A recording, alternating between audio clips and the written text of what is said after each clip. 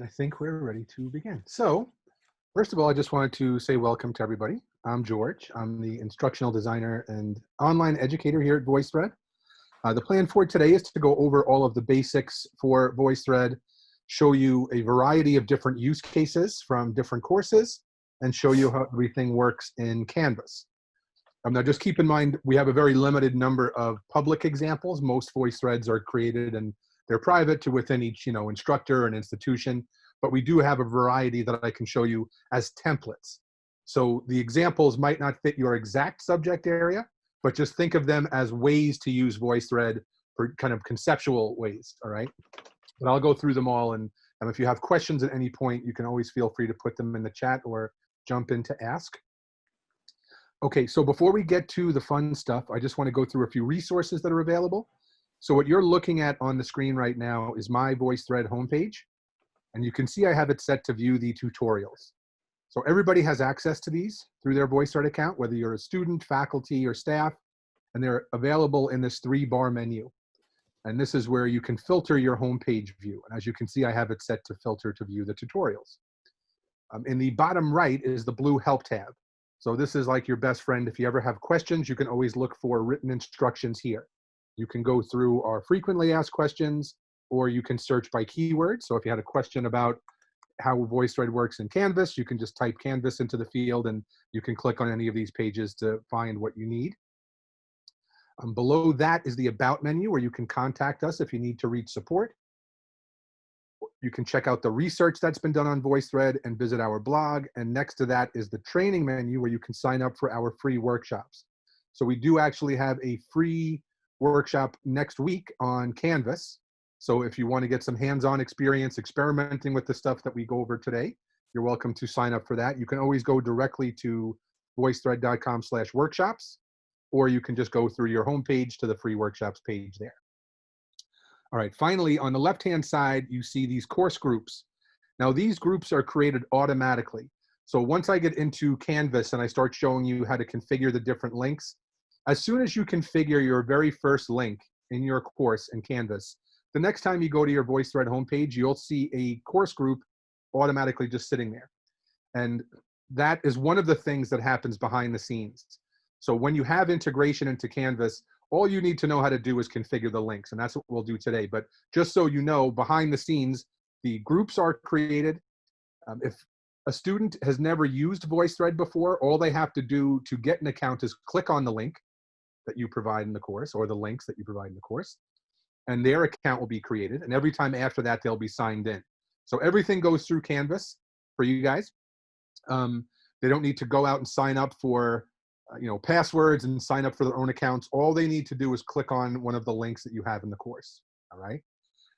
So that's the basic resource information. Now, let's get into some more good stuff here. So I'm going to go back to this example in just a little bit. This is going to be the first example that I talk you through, but I just wanted to show you what a VoiceThread looks like. So this is it. Now, people ask for definitions, like what is VoiceThread in a short, pithy kind of sentence. And it's really hard to do because VoiceThread is a very versatile tool. So a lot of people use it for a lot of different reasons, whether you teach a language class, a music class, a psychology class, a nursing class, whatever it is, you can use it in different ways. But the basic elements are always the same. And there are 2 basic elements to every VoiceThread. There is the central media, which is where any of your slides, documents, or movies would appear. That's the main thing you see on the screen here. And on the left-hand side, you can see the conversation channel. So this is where all of the comments go once they've been recorded. All right, so from a definition standpoint, a VoiceThread is a multimedia slideshow that allows you to have a discussion with your students on each slide. It's asynchronous, so there's nothing live, there's no scheduling to worry about. You don't have to worry about the internet going down 10 minutes into a live session. If the internet goes down, you can take a few hours to repair it, get yourself back up and running, and then get back into the VoiceThread. So all of the stress that goes with the synchronous stuff goes out the window. So that was one of the big reasons I discovered it when I was teaching in the first place, is because I had encountered all of those problems with scheduling and technical issues when I tried doing synchronous stuff with my students. And once I found VoiceThread, I never looked back. So I realize I'm biased at this point, but I have been a fan of VoiceThread since back when I was in the classroom. So I just wanted to let you know that. From a conceptual standpoint, the definition that I give for VoiceThread is that it is a virtual classroom. So whatever you do in a face-to-face classroom, you can do in VoiceThread, with the exception of maybe partner dancing or something like that. So if you teach tango, you probably can't do that in VoiceThread because you can't touch anybody through the screen. But everything else you can do. And you can actually create video tutorials for how to do the tango for people that do have a partner on their end of the computer. All right, so that's the basics. Now, I mentioned there are two elements, the media, the central media here, and the conversation channel. So to create a VoiceThread, you just need to add those two elements. You need to add your media and then comment. So I'm going to take you through that process now. So what I'm going to do is start off by going onto my Create tab in the upper left, and then step one is to add media. So I click Add Media, and you see there are 6 different ways that I can bring my slides into this VoiceThread. I'm going to go through my computer in a minute. But before I do that, I just want to give you a tour of some of these other options so you're familiar with what's there. The second one down is the media sources. So if I click on that, you'll see that I can bring in slides and or comments from other VoiceThreads I have already created. I can bring in videos from Khan Academy. I can bring in images from Flickr's Creative Commons licensed image database. I can connect my Google account to my VoiceThread account and bring in any of that content. I can go to the New York Public Library's public domain database of images and bring any of that stuff right in. And if you have a Kaltura license, we can connect you to them and you can import those recordings. These two in the middle, I wouldn't worry too much about. The audio recording is for audio only slides. So that's only used really by podcasters. The second one is the Webcam Photo, and that's basically a selfie slide. So you can do that for class introductions. More frequently, you'll see people use the webcam video though. And I'll show you a few examples of instructors who use this. And finally, there's the URL option. So if I click URL, you can paste the link to the YouTube video there and click save, and it will import that video right into your VoiceThread. But like I said, I'm going to go through my computer for step one.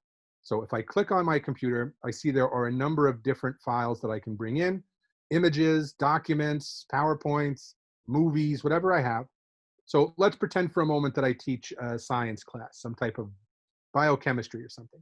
And I want to create a lecture, some type of lesson, right? So keep in mind, this could be a lesson in any subject. These could be images or PowerPoints that you might use in a class of your own.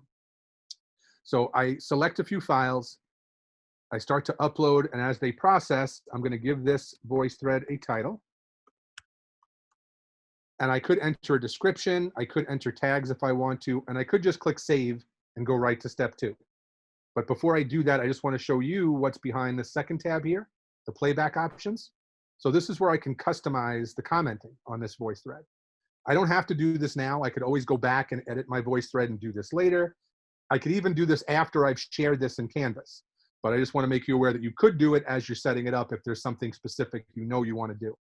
So I'm just going to draw your attention to two of them right now before we move on to the next step. The allowed comment methods. So you'll see when we get to the next step that there are 5 ways to comment on a VoiceThread: text, file upload, telephone, webcam, and microphone. But let's say maybe I teach music and I want to see my students in my jazz guitar class improvise in Lydian mode or something like that. So I want to see them and hear them. I'm going to remove all the other options because they don't make sense for this activity, right? Having the ability to comment with text isn't going to help me evaluate whether they can improvise properly. So I'm just going to leave the webcam as the only option for them to comment. All right, now I'm going to leave these all checked just so we can see them, but that's one thing you can do here. The other big one is comment moderation. And I'll show you how to turn this on as you're adding one of the assignment links in the second half. But just so you understand what this is, if I check the box and click save, that will turn comment moderation on for this VoiceThread. And then all of the comments that come into this VoiceThread will be hidden. So I can still see them as the instructor, but the students can't see and hear each other's. So primarily this is used for assessment purposes. There are other use cases as well. Maybe it's some kind of private information that you just want to hear from the students, but you don't necessarily want them to share it with the class, things like that. But typically it's used for assessment where maybe you're asking the students a question and you don't want them to be able to listen to what the other classmates have already said and simply copy their answer. So you can turn comment moderation on for that voice thread, and you'll still see and hear everything, but they won't see and hear each other. All right. So this is not a setting you would want to use for class discussions, but it could be really useful for assessments. All right. So I just wanted to show you what was there, but keep in mind, all we've done so far is upload 2 image files and give this voice thread a title. All right. So that's all I need to do for step 1. I click save. Now I could go into add more by clicking add media and going into any of the sources, and I can build this voice thread as big as I want. I can also change the order of the slides just by dragging and dropping them. All right, now, let's say I'm happy with this the way it is. I have these 2 slides here. I'm ready to move on to step 2. So I click comment, and it's going to open the voice thread up in the media player. So now I can see my slide is basically full screen, and I can talk my students through whatever lesson I have for them. So keep in mind, this could be an image with arrows pointing to objects that you want students to identify in a language course. This could be sheet music to something you want the students to record themselves playing along to. This could be any image, document, or movie that you want. In this case, I'm under the guise of being a biochemistry teacher, so I'm going through the periodic table here. So I click on the plus sign, and I'm going to choose my commenting method. So I'm going to go with an audio comment. So if I click on the microphone, now I'm recording. All right, the red light is blinking, the timer has started, and you'll also notice at the bottom there's this pencil tool. So I can annotate on the slide just by clicking and dragging my cursor around. So whatever it is that I want to talk to my students about, I can draw their eye to that part of the slide as I'm discussing it. All right, now I can click on the pencil to change colors, and I can also decide if I want the drawings to fade or not. So if you notice, the doodles that I made in the beginning are starting to fade away now. If I don't want them to fade, I can just toggle that to no fade, and they'll stay on the slide for the duration of my comment. All right, now let's say I'm done giving the lesson that I'm going to give on this slide. I can click stop recording. It'll process my comment and play it back for me, and then I can cancel, save, or record more. Now I'm recording. All right, the red light is blinking, the timer has started, and you'll also, all right, so the audio quality sounds good. I click save, and you can see my comment being saved in the conversation channel. So everything here gets saved in the order in which it was recorded. So the first comment goes on top, the next comment will go under that, and so on and so forth, and then it will become a scrollable list. All right, but let's say I'm done with this slide. I've said everything I want to say to my students for this lecture or review, whatever this may be. Now I move to slide 2, using the navigation arrows in the bottom right, and I can record whatever it is I have to say here. So once again, I click on the microphone, and I start to record my lecture. And like I said, I can change colors. So I'm going to go with the green, and I can continue to annotate here. When I'm done, once again, I click stop. It'll process it, play it back, and I can cancel, save, or record more. Microphone, and I start to record my lecture. And all right, so that sounds good. I click save, and my comment for slide 2 is saved there. All right, now before I move into Canvas, does anybody have any questions about the creation process? Is there anything you want me to go over again? Does that make sense to everyone?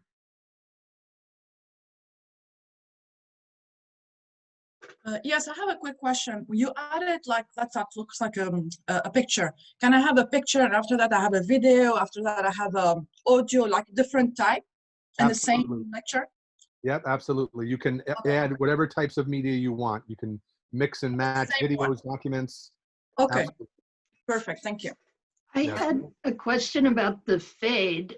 So if you, that's per slide, right? So if you don't want it to fade, it's for that slide that it won't fade. Correct. But if you move to the next slide, the drawings won't be there, right? Correct.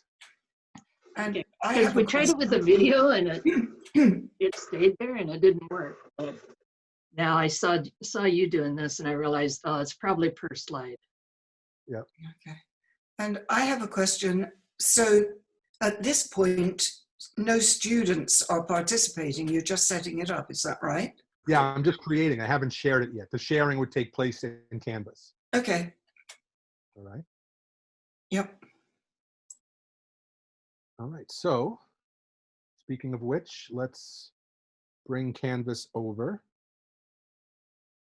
All right, now I just have to give you a quick warning here. The Canvas instance that we use is used by all of our developers and everything for testing all sorts of stuff. So every once in a while, something gets a little kind of janky here as I'm demoing. So don't be alarmed if you see something doesn't quite work the way I'm describing it the first time through. You won't see that same type of thing. It'll just be me, but I just want to warn you because usually it works pretty well. But when people make changes in the back end, to test stuff, sometimes they don't tell me, and sometimes things look a little odd. So I'll let you know if that happens, but I just don't want you to get scared off. It should work pretty seamlessly in your instance. All right, so the first thing I want to do is just show you how to add a link to the VoiceThread homepage. So I mentioned that you have all those resources there, the tutorials, the help tab, the contact page, and also the number one reason I always like to put a homepage link in my course is because I create VoiceThreads over time usually. I'll go to my homepage, start to create them, and then go back, later on in the day, the next week, and add some more stuff, review it, tweak it, just like writing a paper. You don't kind of just start typing, print it out, and send it in, right? You review it, you edit, you revise. So that's what I do with my VoiceThreads. So there is a way to create VoiceThreads as you're about to share them. You can kind of do it on the fly, and I'll show you how that looks. But I always do it on my homepage first, and then once they're done and I'm ready to share them, then I'll go in and share them. So I just want to show you how to add that homepage link first. You don't need to do this, but I do recommend it for those reasons that I mentioned.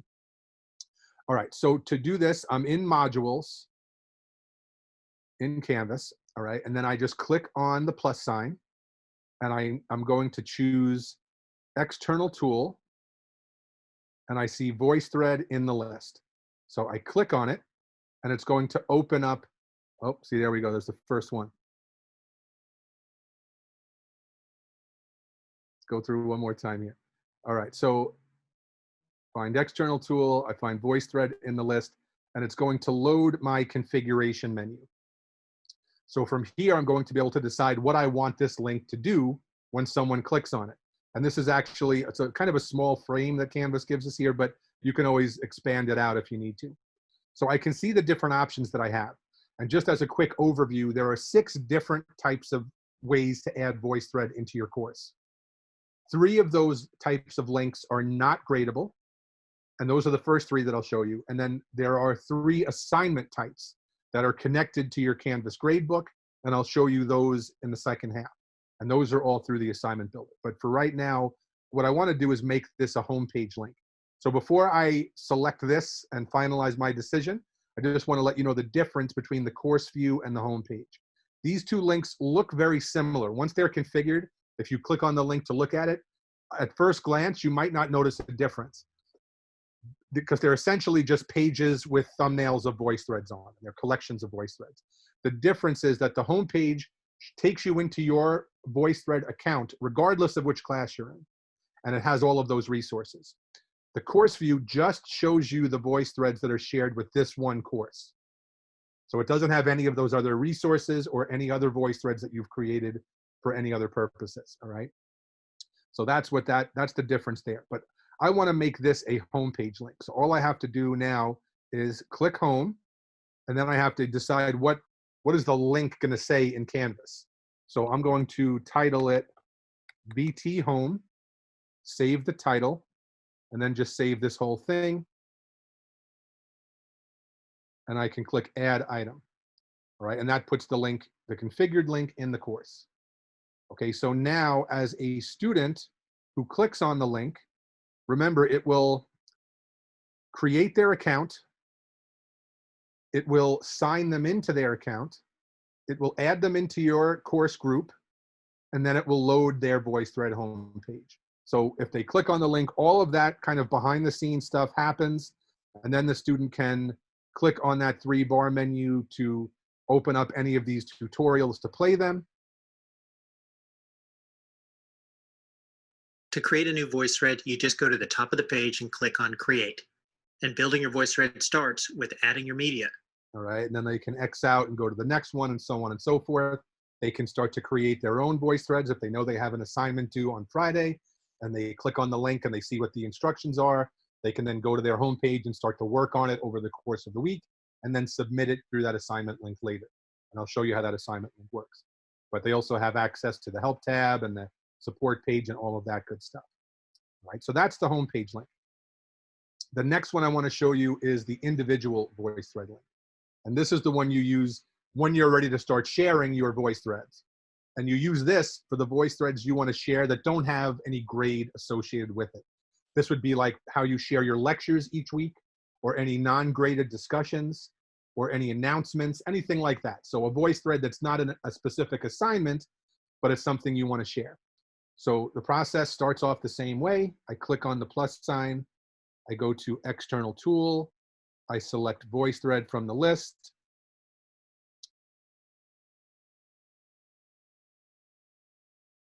It happens every other time with our instance here, so I apologize. All right, and it's going to load my configuration menu so I can see the different options that I have here. All right, and this time I'm going to choose the individual voice thread option. This is the one you use when you're going to share a specific voice thread and it doesn't have a grade associated with it for any reason. So I click individual voice thread. It's going to load a list of all of the voice threads that I've created on my homepage here on the left-hand side. And I can select one of those to share. All right, but I did mention that you could actually create a voice thread as you're adding the link. And here's how you can do it. So if I don't already have my lesson or lecture or announcement or whatever it is created, I can do that right now. Even though I've already started the sharing process, I can still do that right now. So I just click on Create New Voice Thread, and it takes me to that two-step process I showed you at the beginning, where I add media and then comment, right? But let's say I already have the one I created. This is the one that I made with you a few moments ago, Biochem 204. So I just have to click on it to select it from the list. And then I can come down here and click Share with Class. Now I need to give this, what's the title of this going to be in Canvas? Let's call this Lesson for Week 1. I click Save to save the title, and then I can save the whole thing. And then I add the item like that. All right, so that one has been set up. So now when a student comes into the course each week, they see your lectures or demonstrations or whatever it is that you're doing. They just click on the link, and it's going to open up that voice thread and start to play it on the screen. And as far as the student is concerned, it's going to be just like the experience they have with an embedded video. Now I'm recording. All right, the red light is blinking, the timer has started. All right, so they just click on the link, it opens that voice thread up, and they can listen to what you had to say, go through the lecture slide by slide, and if they have questions, they can click on the plus sign and record their questions right on the voice thread. And once they save them, it'll appear in the conversation channel underneath yours. All right, so that's the basics of the non-graded types of links. Now, I want to show you a few examples of types of voice threads you can share this way. All right, so the first one is the one that I kind of briefly showed you before. This is an introduction. So this instructor recorded from her webcam an introduction about herself and the course. And then she asked her students to click on the plus sign and record their intros as well.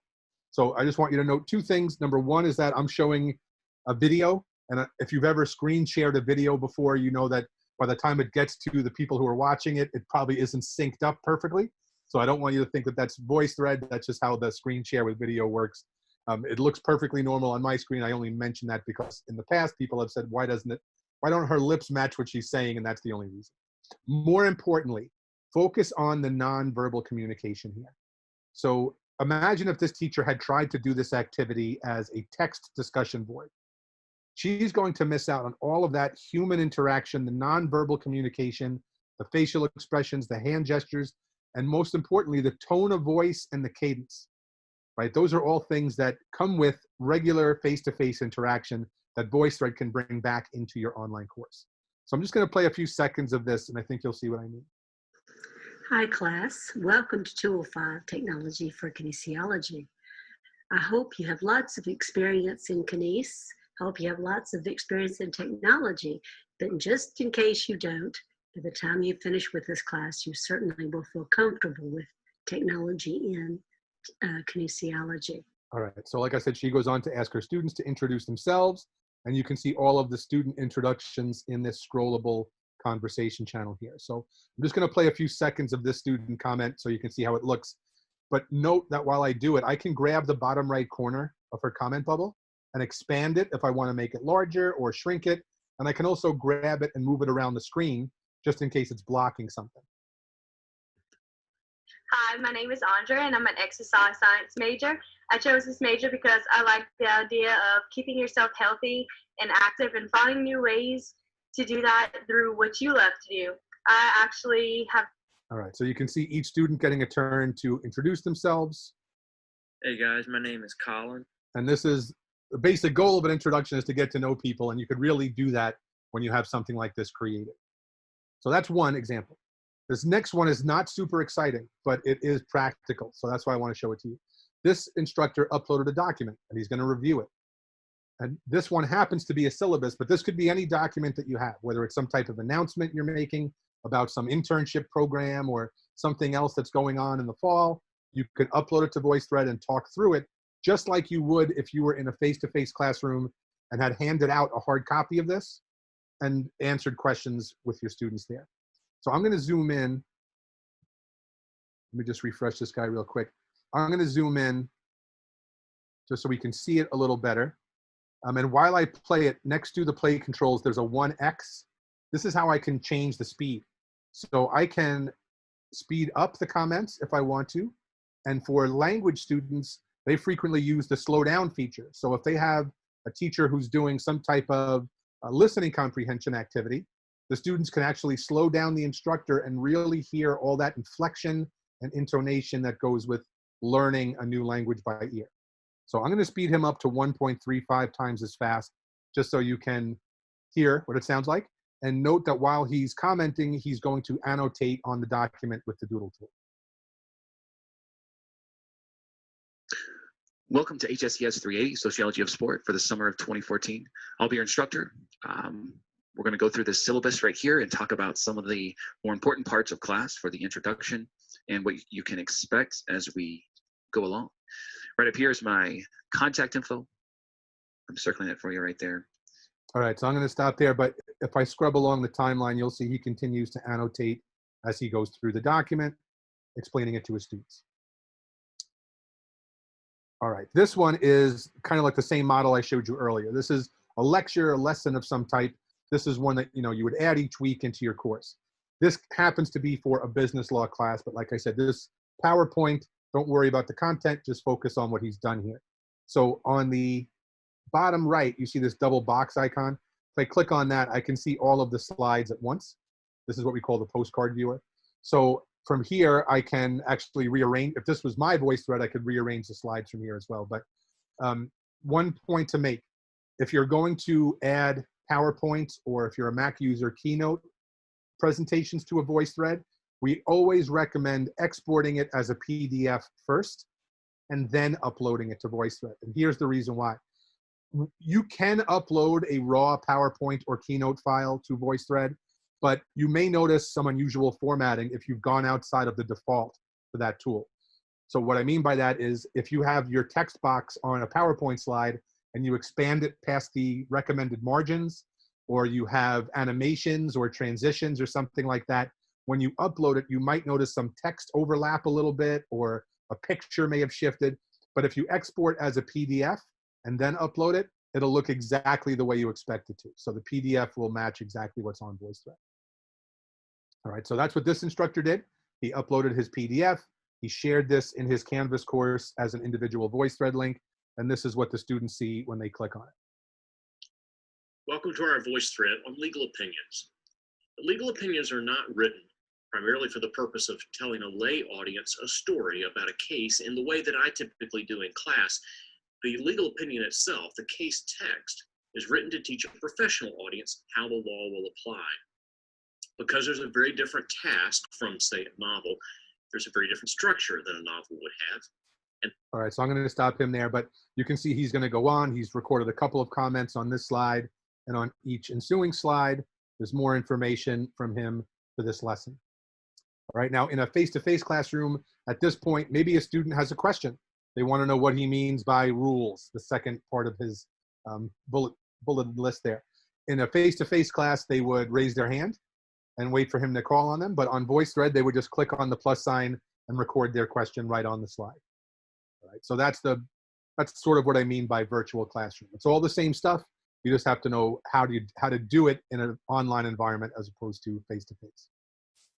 All right, now here's the last example I want to show you of the individual VoiceThread type of link. This is a discussion.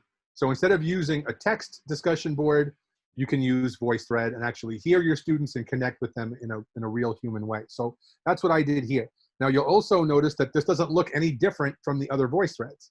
And that's true. Every VoiceThread has the same two elements, the slide and the comments, right? So what I did here, instead of giving a lesson as my comment, I mentioned a prompt that we're going to discuss. All right, so I'm going to leave a link to a blog post that we wrote right after this, and it's about shallow student comments that lead to kind of dead-end conversations. So my question is, how do you, either as a teacher or as a support person, encourage students to leave quality comments? I also would request that you keep your thoughts to under a minute or so if possible. But just give us some of your strategies for how to encourage students to leave higher quality comments that don't lead to dead end. All right, so I'm going to stop there, but I mentioned I was going to leave a link to a blog post, and that's what I have in my second comment. So if you look at my second comment, you see that I put the link in there. It's a clickable link, so the student can just click on it. It will open up the article in a new tab. They can read through it, and then they can come back to the VoiceThread and record their thoughts. And the way I did that was just by making a text comment. So I click on the ABC, I put in the sentence of context, pasted the link, clicked save, and it's there. All right, now as I go through the conversation channel, you'll notice there are different shapes to these identity images. Some are square and some are circular. So the square identity images are just normal standard comments where somebody clicked on the plus sign, recorded their thoughts, and it was placed in the conversation channel in the order in which it was recorded. The circles are replies. So let's say the instructor posts this conversation at 9 a.m. And throughout the day, students are joining in, recording their thoughts. And then as a student, I go in at 10 o'clock at night. And I see there are already 10 replies on there from my classmates. I start listening to their comments, and maybe the very first comment is something that I want to respond to. I might have a follow-up question or want to add something else. But if I record my comment normally, it will place it at the bottom of the conversation channel, which is not where I want it, because it's going to be out of context. So what I can do is click on the arrow in their comment bubble to record what we call a threaded reply. So if I start to play Bev's comment here. Hi, everyone. I teach in a higher ed environment. I can see the arrow, right? And I click on it. It will insert my identity image into the conversation channel where it belongs. And it's circular, but you can see it's threaded to her comment. So it's a visual way to indicate that this is a branching conversation off of her initial post, right? And you can see a few folks do that throughout the discussion. This is how these discussions look on VoiceThread. And you'll notice here in this one, Maria responded to Adarsh. He replied back to her by clicking on the arrow in her comment bubble. Pamela listened to their threaded conversation, and then she joined in. All right, so this all stems off of his initial comment there. Now, there is one other way to reply, and this is very valuable for feedback, especially on assessments and things like that. You can record private replies. So let me just refresh this guy for a second. Oh, I'm going to need to. Hi there. Thank you so much for this topic. Hold on a second, Stacy. All right, I just have to sign in real quick. So let's say that a student records a comment, and maybe the student missed the point of the activity, or maybe she said something inappropriate that I don't want the other students to hear, and I want to address it. In a face-to-face class, I might ask her to come up to my desk, and I might whisper something to her, or I might walk over to her in her seat and say, you know, hey, Barbara, make sure, or Stacy, make sure that, you know, blah, blah, blah, right? But in VoiceThread, there's nowhere to walk to. So what I can do is click on the lock icon in her comment bubble, and I can record a private reply. So if I click on that, I can then choose my commenting method. It looks very similar to the threaded replies, and it works very similar in very similar ways, except you can see the lock icon there that lets me know this comment is private, only me and one other person can see it. and then she can respond back using the private replies as well. All right, so that's how the replies work. Now, the one other thing I want to show you is the captions. If you noticed in my comment and the other comments here, they're captioned. All right, so I'm going to leave a link to a blog post. All right, and that happens automatically. You have the the instant captions turned on for your license. So you don't need to do anything to get the captions to appear. They'll just show up within about 5 minutes or so of you recording any audio or webcam comments. And then what you can do is click on the CC icon to edit them.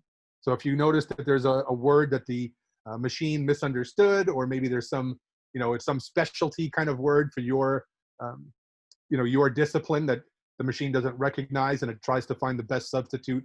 Sometimes those can be funny, but sometimes you don't want some of the words that the machine picks, so it's always good to check. But you can click on the CC and then go to Edit Captions.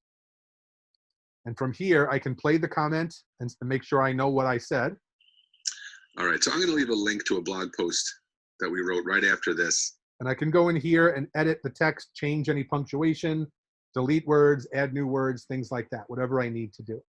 And then once I'm happy with it, I just click Save Captions, and that will be all set. All right, so that's the non-graded types of links. Before I get to the assignment builder stuff, does anybody have any questions about those, the examples, or any of the features I showed? I have a couple of questions. I think the number one question I didn't check before I made sure we had the automated captions is, can it handle any languages other than English? The answer is going to be sort of, but for your purposes, probably no. So Okay. the language that it recognizes is site-wide for your license. So there are schools in like South America that need it in Spanish, so it listens for everything in Spanish. For your purposes, even though you may have some Spanish classes or French classes, it's going to recognize everything as English and try and find the closest words. So will it create like gibberish there and then if we click on CC, or the student can click on CC, right, and fix their own comments?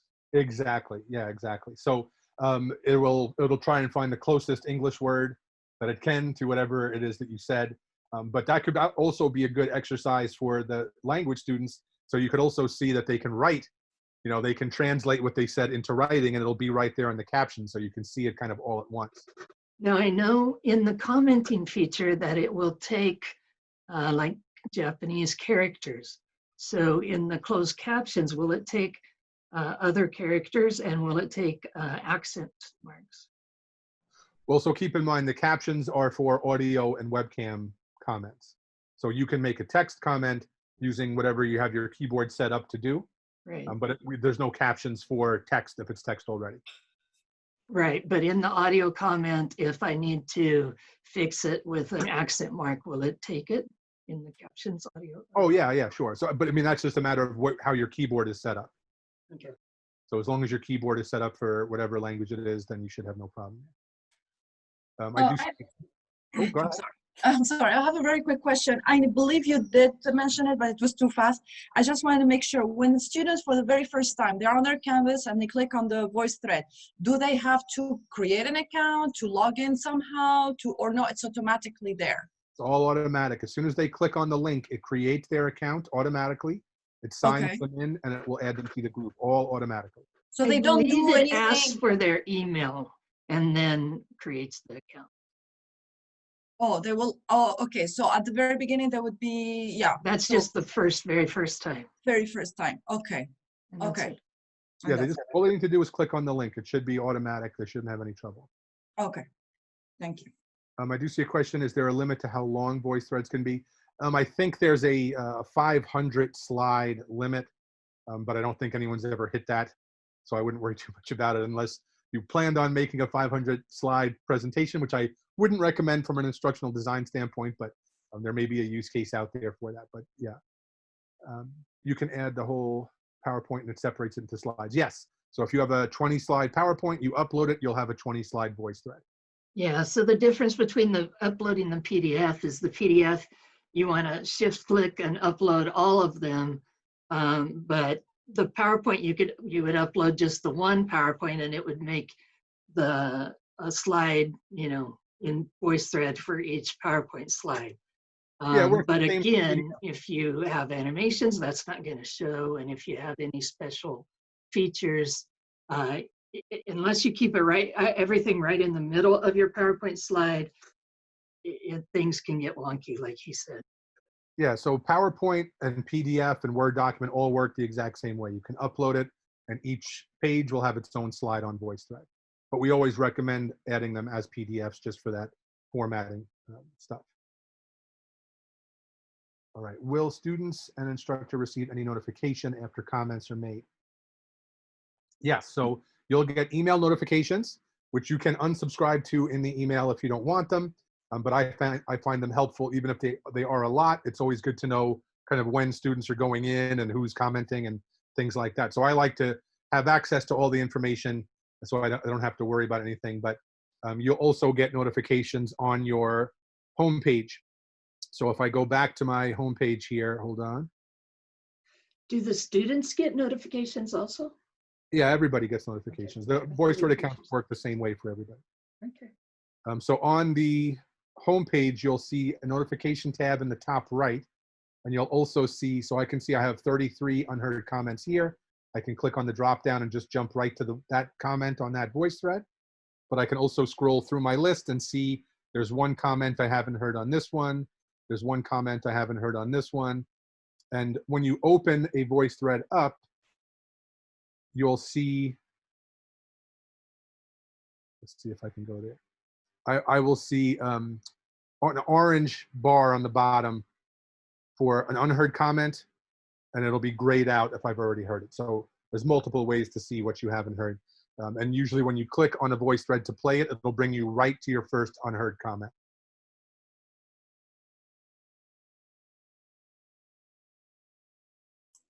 Or I see the question, can we link the notification on Canvas?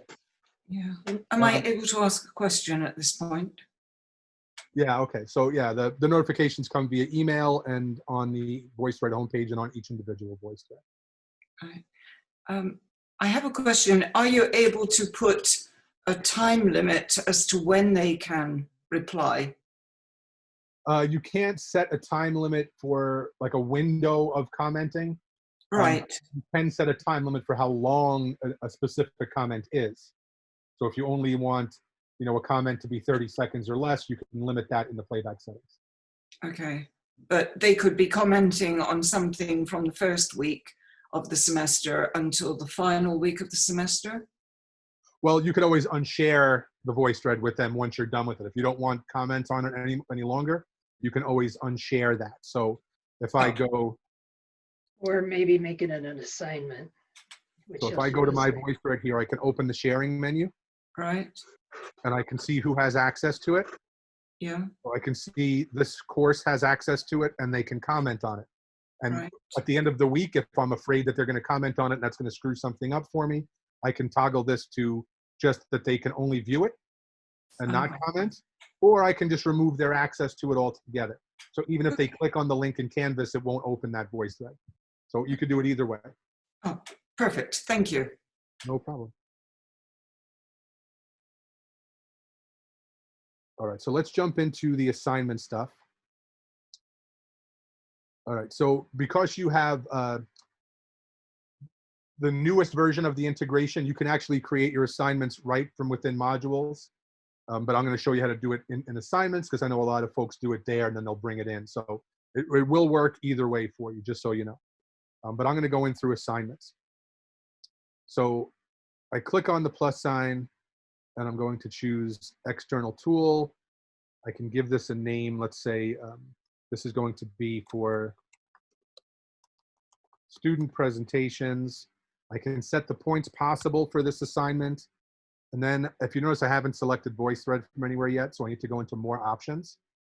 So I click more options and I'm going to find VoiceThread in my external tool list. I see it there, I click on it, and it's going to bring me to the configuration menu, which of course is causing problems. Hold on.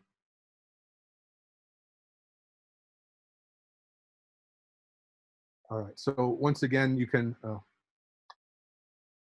sorry about that. This is what happens when you have multiple things going on at once. All the security, which is good. Don't get me wrong, it's good to have security. You don't want people logging in, but during demos, when you have 15 tabs open, sometimes it gets in the way. All right, so let's get back into it here.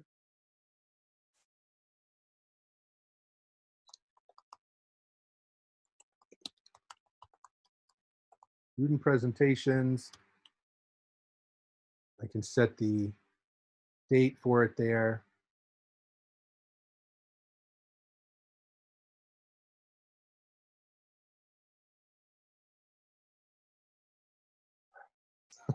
Just bear with me one moment, folks. I apologize. It's like when your dog does a trick for you at home and you try to show your friends and the dog doesn't do the trick.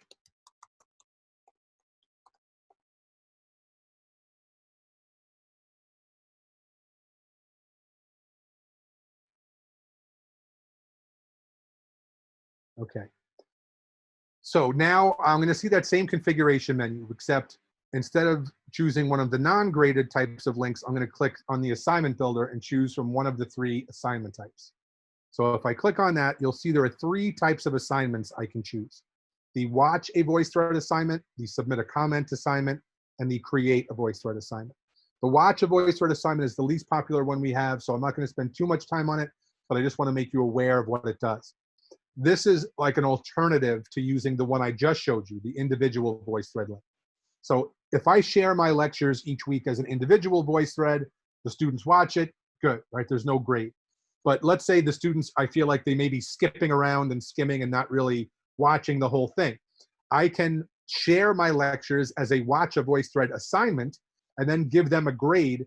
And all this does is track to make sure the student has literally played every second of every comment you made on the VoiceThread. If they try to skip out after, with 5 seconds to go in your final comment, they won't be able to submit that they watched it, and then they won't be able to get a grade. So just if you choose this, just emphasize with them, you literally need to watch every second of the comment, otherwise you can't submit it. So I can share a VoiceThread through this way and then give them a grade. If I click on the button, it will load the list of my VoiceThreads once again, and I can find it, the one that I want to share, select it, put the title on, put the description, and click create assignment, and then I'll be able to give them a grade. And I'll show you what the grading interface looks like in just a little bit. But for this one, let's say I wanted this to be for student presentations. All right, I would choose the create a VoiceThread assignment because I want my students to create a VoiceThread and share it with me. So I click create a VoiceThread, and this one's the easiest of all to set up. I just need to give the link a title and put my instructions in. So let's say I want them to make a presentation. I might say, okay, students, please upload a 10-slide PDF of your PowerPoint. Record your comments via webcam. Don't forget to cite your sources. Whatever instructions you might normally give for a student presentation, you can put them here and then click create assignment, and that one will be all set. All right, so I just want to show you a few ideas for what you can do with this. So obviously a student can create the exact same thing you would create as a lecture, right? They can upload a PDF of some presentation for whatever they're doing, and you can ask them to record their comments via webcam, and they can share it that way. Same thing, right? They can also do demonstrations. So this one happens to be a nurse practitioner student who's going through a demonstration of a head-to-toe assessment. But this could be a student who's giving a speech for a business class. This could be a student who's demonstrating playing So What by Miles Davis on the trumpet, or whatever it is that you want your students to do. They can film themselves doing it and then share this through that create a VoiceThread assignment type. So I'm just going to show you a few seconds of this. Hi, my name is Shantae, and I'm a nurse practitioner student at Maryville University. Today, I will be performing my head-to-toe assessment on my volunteer Deja. Before coming in, she emptied her bladder. She was offered a gown. Her height and weight were measured. A full set of vital signs were taken. We did her near and far vision testing with both the Rosenbaum and Snellen chart. I watched her gait while she walked in, and everything was normal. And I washed my hands before entering the room. Okay, so we're going to start with the head and face and inspection of. All right, so the instructor can click on the plus sign to record any feedback they have. They can pause the video, and then they can continue to play. They can pause it again later, record more feedback, and they can insert their comments into the timeline at any point along the video. All right, and then that way the student can get that real human feedback from you. All right, this is the last type of create a VoiceThread assignment I want to show you. This is a paper. So the teacher asked the student to upload their paper, and you can see it is a 3.5-page paper, so it's on 4 slides in VoiceThread. And what happens here is the teacher is going to go through and record her feedback on each paragraph, and she's going to use that doodle tool. So I'm going to zoom in once again just so we get a better view, but you'll see what she did here. Okay, you've attempted to talk about something really awesome here, okay, but you are kind of losing me because you're not introducing this particular idea. So this concept of the banking concept failing to acknowledge men and women as historical beings, this is a really interesting twist in your argument, and what you need to do is put a quote in directly from the text and explain it. All right, so I'm going to stop there. This is exactly what she would do if the student had printed this out, walked over to her office, handed it to her, and sat next to her while she went through it. So you can really get that personalized feedback that everybody is kind of thirsting for in these online courses, and unfortunately, in many cases, not getting it. But with VoiceThread, you can be the hero that delivers that to them. Okay, the last type of assignment is the submit a comment assignment type. And this is the one you use when you create a VoiceThread, you want to share it with your students, and you want them to comment a specific number of times on it. So this could be used for 2 major use cases. You may think of some others, but the 2 main use cases for this type of link are quizzes or graded discussions. All right, so you're not limited to that, but those are just the 2 that we hear most about from faculty members. So the interface initially looks very similar to the ones that we've seen before with the individual VoiceThread link and the watch a VoiceThread assignment type, that you get a list of all of the VoiceThreads on your homepage here. You select the one that you want the students to comment on. So let's start this off by imagining this is a quiz where I've created like a 5-slide VoiceThread where I'm asking them a question on each slide, and I want them to identify something in the image or analyze the movie for our film study class, or pick out some features from a living room and tell me what they are in French, or tell me what types of notes these are. These are whole notes, these are quarter notes in my music class. Whatever it is that you want them to do, you can ask them to do it on the VoiceThread. So once I select the VoiceThread that I want, I give it a name. So let's call this one Quiz 5. I can put my instructions in here in the description field, and then I can set the number of comments required. So if it's a 5-question quiz, I'm going to want to get 5 answers from my students. So I can set the comments required to 5. And now typically in most quizzes that you would give, you don't want the students to be able to hear each other's answers. So you can turn on that comment moderation feature that I mentioned at the beginning. If I didn't already turn it on at any point before this, I can turn it on right now for this VoiceThread just by clicking that box next to moderate comments. And even if I forget to do it here and I click create assignment, I can always go back to my VoiceThread homepage, go to the playback options for this VoiceThread and turn it on there. So it's never too late to turn on comment moderation, but it's probably a good idea to get into the habit of having a system, that if you're going to use it, turn it on as soon as you can, just so you don't forget. But that's there. And then I just have to click create assignment, and that's all set. All right, but now let's rewind for a second. Let's go back to the beginning, and let's pretend this is a graded discussion board. So using that same type of link, the submit a comment assignment type, I can go through my list, find the VoiceThread that I created for the purposes of discussion, where I have a discussion prompt as my comment. I can find it, select it, give it a title, and let's say I asked my students, okay, on Monday or Tuesday, record an original thought to the discussion prompt, and then come back in and visit this VoiceThread starting on Wednesday, listen to what your classmates have said, and pick out 2 of them to respond to. All right, so that would be a total of 3 comments, 1 original comment and 2 replies. So you can set the comments required to 3, and in that scenario, you don't want comment moderation turned on because you do want the students to be able to hear each other. So you don't check the box, you just click create assignment. So even though it's one type of assignment, you can create two very different use cases just from that one link. All right, and then all I have to do, let me just give this the title again. Just click create assignment, save and continue. And that guy's gonna be all set. So let me just show you a couple of examples of this. So here's one from a Supreme Court class.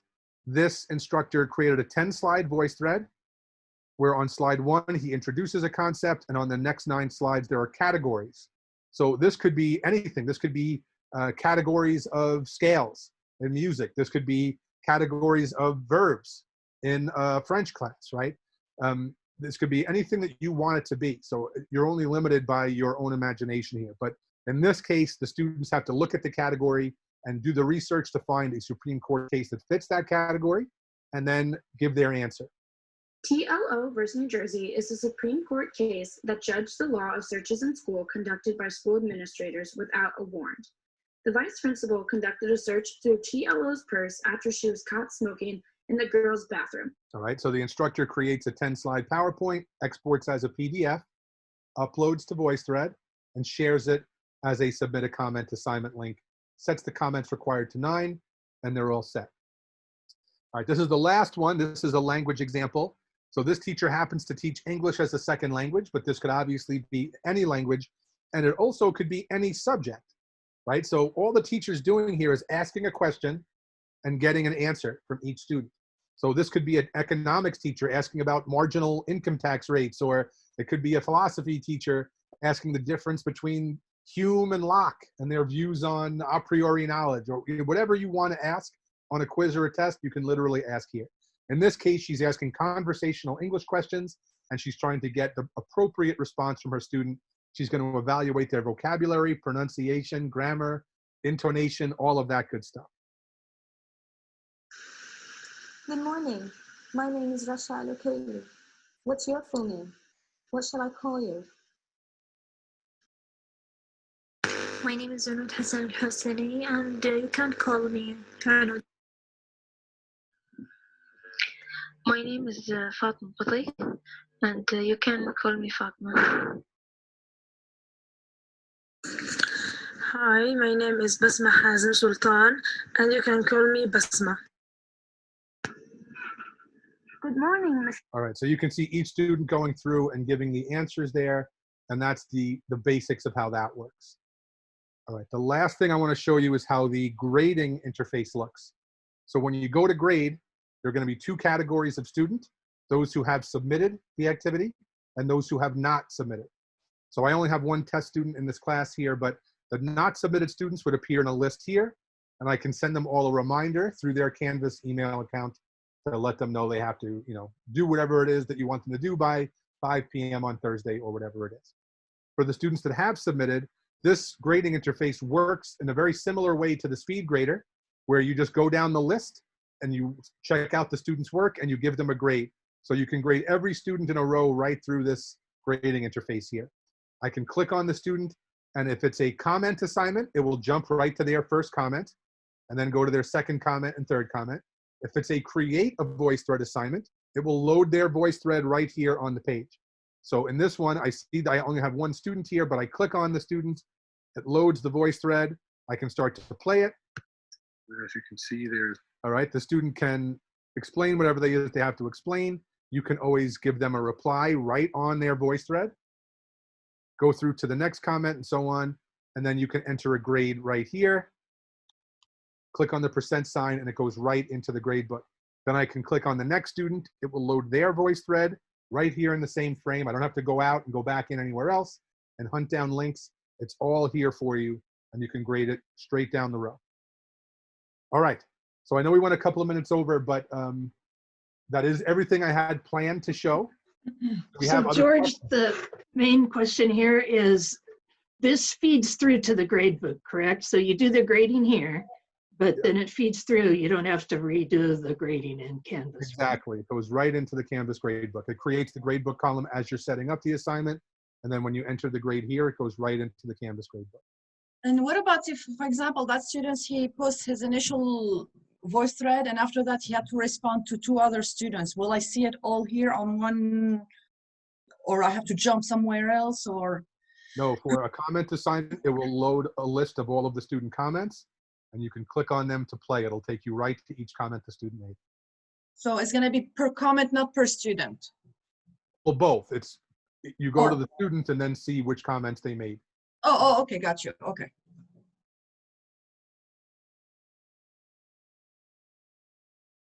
Very cool, very cool. Any other questions you can think of? George is going to be back, next week, or I guess 2 weeks from now. You can always email me and I can bring them up to him again.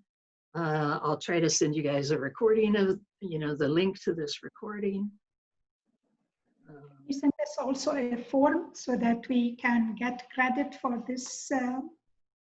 Yeah, did you sign into the form already?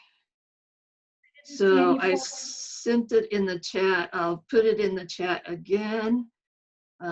Be sure to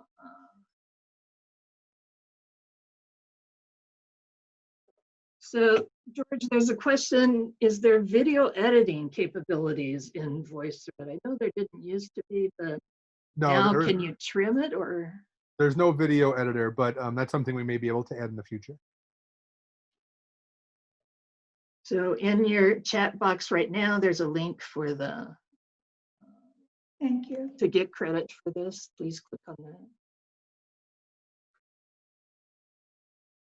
I have a question. Yeah. I noticed that when he was playing the video, down at the bottom there were these little gray dots, and at some places there were a lot of the little gray dots, and at other places there were just a few. What does that mean exactly? So these are called nibs, and that just shows you where the comment was started. So you see all the comments in the left-hand side, but if there's a video slide, you can also see that the comments are at various spots. So I can hover over, I can click on that nib and it'll play the comment as well. So all of the comments in the beginning, these were just made right at the start. These were made right at the end. So for this particular video, it doesn't really matter, but sometimes you may have like a physics teacher that has, a 10-minute video showing an arc of a rocket, and it wants students to pause the video and make a comment at certain spots, things like that. So it's just a way to see where the comments were made at what spot in the video. And there was a question about which is easier, direct recording or video upload, which is easier.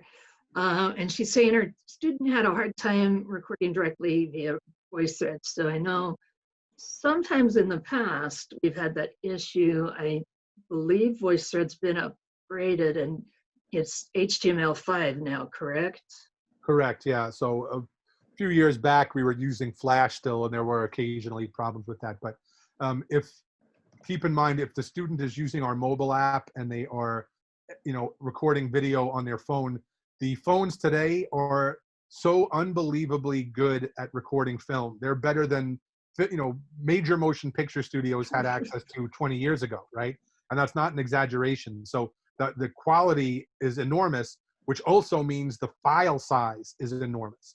So, a 10-minute video on a cell phone is a really gigantic file. So that does take longer to upload. And if you are in a spot that does not have great internet, if the student's trying to upload a 10-minute long cell phone recorded video in like a coffee shop or something like that, or just on their 4G, it probably will take a while. So anytime they're doing webcam recording stuff, I would always recommend tell them to go on their laptop in a place that has decent Wi-Fi, and they shouldn't have any problem. So you can, professors, if you don't have a VoiceThread account, you can sort of make it, kind of the same way the students, like through Canvas. But we did notice that there are some, it is a little bit more difficult to do everything that you want to do via Canvas in your VoiceThread. So as he mentioned, also the other thing is maybe you want to make a draft and then think about it, etc. So voicethread.com, you can create an account there with your MountSec email address. Hold on 1 second though, Peggy. Keep in mind, because you have integration, it all goes through Canvas. So if someone creates an account using their actual school email address, that could cause problems when they go to access the account. So I would recommend just having them go through the process of putting a homepage link in the course, because that's going to be the seamless way. If you create an account on your own and go back to Canvas, it's going to ask you to verify, and there are problems that could happen there. So just be very Right, and many of you already have VoiceThread accounts, so if you run into problems with that, let me know, because we can get tech help on it right away. Yeah, sorry, I had a VoiceThread account with my email, MountSec email, and the only thing that I have when I did the integration, it says verification. Don't click in verification, click in the password, and that's it. So it doesn't do anything else. It went smoothly. Thank you. That's it. But sometimes people may not know their password, and then they have to reset it, things like that. So the easiest way to do it is just to have your account created the very first time, just by creating a link in Canvas, and then you're all set from there on in. But you can create that link in Canvas, but then next time, can you go to voicethread.com and log in with your... Well, that's what the homepage link is. It takes you right to your homepage. Okay. That's why I recommend putting that in there, so you don't need to worry about So put it in to create a new tab or new window, load in a new window. Yeah, you could. I think Canvas gives a decent amount of space for the homepage, but if it's not quite enough space, you can always open it in a new window. Okay. All right. Cool. Thank you so much, George. All right. Well, thank you all for your time and your questions today, and I hope you all have a great weekend. Stay safe, everybody, and happy voice threading.